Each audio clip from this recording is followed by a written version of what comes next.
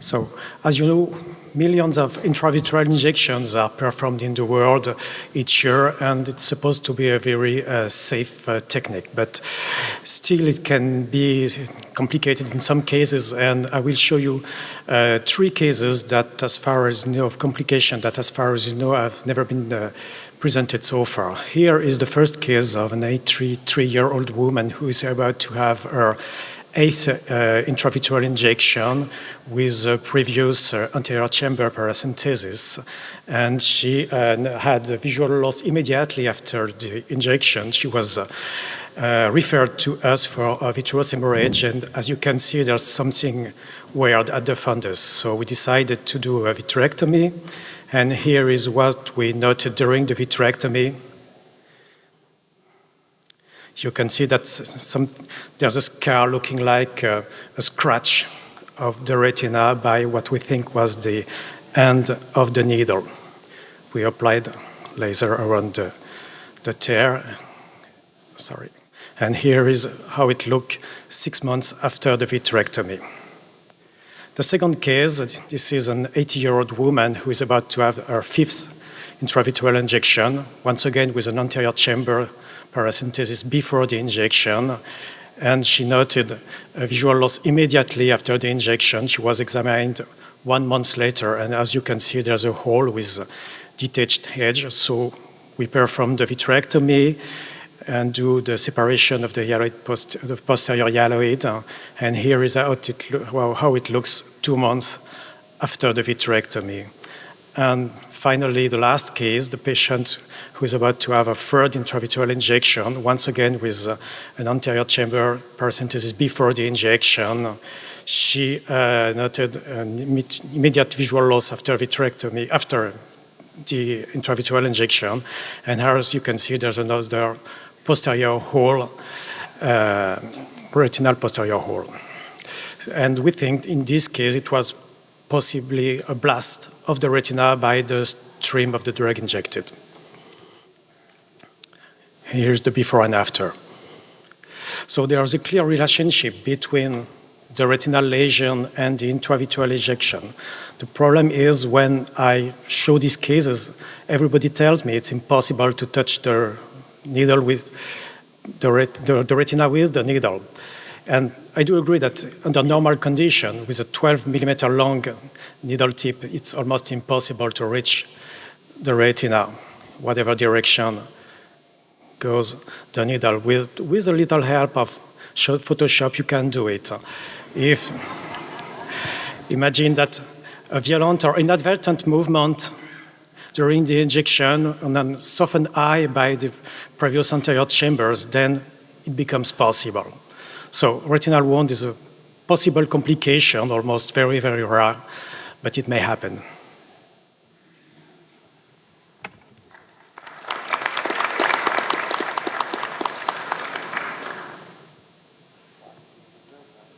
While do you prepare for questions, I do have some questions. The first is, why do you perform, why people perform anterior chamber paracentesis before the intravitreal injection? Do you think that this quantity of liquid may raise the pressure over the arterial perfusion or something like that?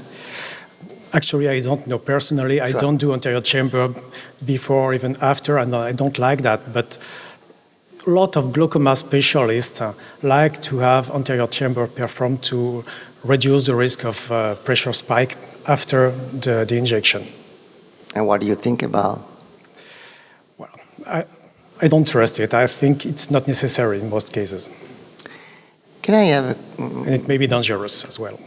I would like to make a question to the audience. How many of you perform an anterior chamber paracentesis before they inject the anti-VEGF injections? Raise your hand. So it's not a common practice at all. I'm glad about that. We have a question. Actually, just one comment for paracentesis.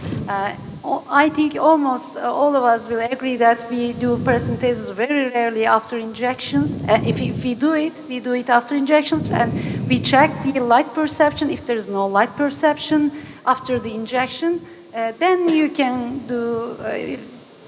wait for some seconds. If it doesn't come back, then you can do paracentesis. This is the routine way of doing that. Or if you're injecting more than one drug at the same time, like steroid and anti-VEGF, which has higher volume, you may need it. But Yes. before, it's, useless, and it may have some complications. Thank you. So let me ask you a question, though. Do you always check for disc perfusion after every injection you make with the indirect ophthalmoscope? No, not with the indirect ophthalmoscope, but I check the light perception. Does he see light or not? If doesn't, then I can continue. But I wait for some seconds. It usually comes back. What do you think personally about this procedure? Do you think it's right to check for the visual acuity for light perception? Well, if the patient has no light perception after the intravitreal injection, I ask the nurse to wait for to check the patient, waits for 2 minutes, and if he has no light perceptions after 2 minutes, then he may have an anterior chamber paracentesis. So this question, do you see the light is something that we all perform after an anti-VEGF injection? Barbara, do you do that? No, she doesn't. What about you guys here? Do you perform light perception after an anti-VEGF injection? What do you do? You do? Do you ask for light perception after the injections? Yes. We did Speak to the mic. we did within the first several hundreds of patients, and when we never met loss of light perception, we stopped doing that. Okay. In fact, patients speak.